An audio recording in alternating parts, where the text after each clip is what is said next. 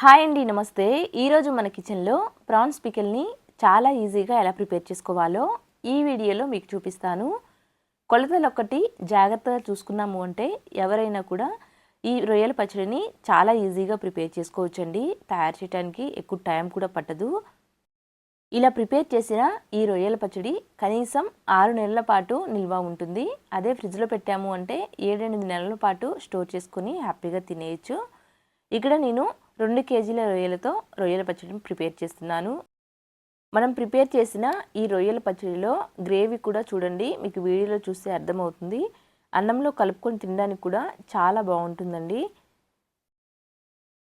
ఇక్కడ నేను ఈ ప్రాన్స్ పికిల్ని ప్రిపేర్ చేయడం కోసం 2 కేజీల రొయ్యల్ని ముందుగానే నీట్గా క్లీన్ చేసి తీసుకున్నాను.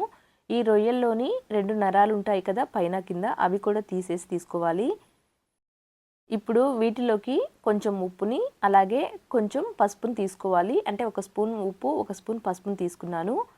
ఈ ఉప్పు పసుపు అంతా కూడా ఈ రొయ్య ముక్కలకి చక్కగా పట్టించేసేయాలి. ఇలా కలిపి స్టవ్ మీద ఉంచి మూత పెట్టి మధ్య మధ్యలో కలుపుకుంటూ నీళ్ళన్నీ కూడా ఎగిరిపోయే వరకు ఉడికించాలి. ప్రాన్స్తో ఎప్పుడు పికిల్ చేసినా కానీ ముందుగా ఇలా ఉడికించుకోవాలి. చక్కగా ఉడికించిన తర్వాత మాత్రమే డీప్ ఫ్రై చేసి ఆ తర్వాత పికిల్ పెట్టాము అంటే చాలా రోజులు నిల్వ ఉంటుందండి. మధ్య మధ్యలో నీళ్ళు ఊరుతున్నాయి కాబట్టి ఇలా కలుపుకుంటూ మళ్ళీ మూత పెట్టుకోవాలి.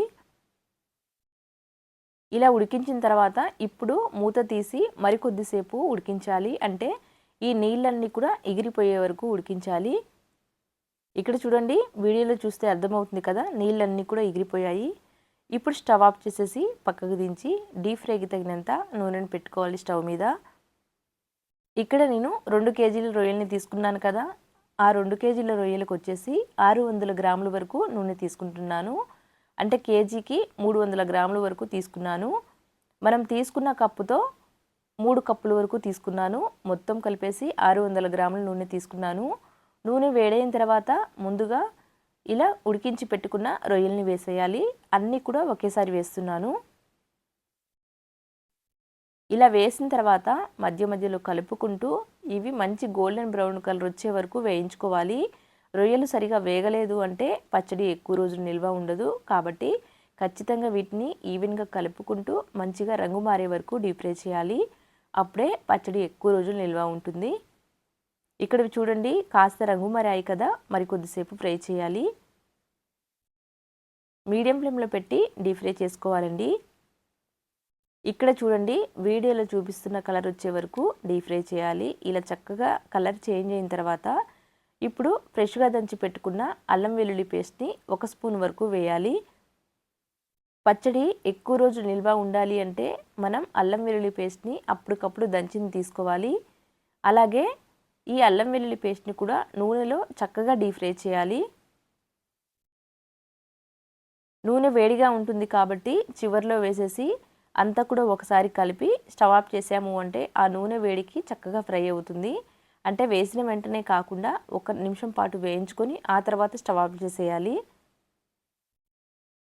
అల్లంలోని పచ్చివాసన పోయే వరకు డీప్ ఫ్రై చేస్తే పచ్చడి ఎక్కువ రోజు నిల్వ ఉంటుంది. అల్లంలో తేమ ఉంటుంది కదా, ఆ తేమ పోయే వరకు డీప్ ఫ్రై చేయాలి. ఇక్కడ మీకు వీడియోలో చూస్తే అర్థమవుతుంది కదా, ఇలా చక్కగా డీప్ ఫ్రై చేసేసి ఇప్పుడు స్టవ్ ఆఫ్ చేసేయాలి. స్టవ్ ఆఫ్ చేసేసి పక్కకు దించేసేయాలి. ఇక్కడ కొలతలు ఒక్కటి జాగ్రత్తగా చూసుకున్నాము అంటే పచ్చడి ఎవరైనా కూడా ఈవెన్ ఫస్ట్ టైం ప్రిపేర్ చేసే వాళ్ళైనా కానీ చాలా సింపుల్గా ఈ రొయ్యల పచ్చడిని పెట్టుకోవచ్చు.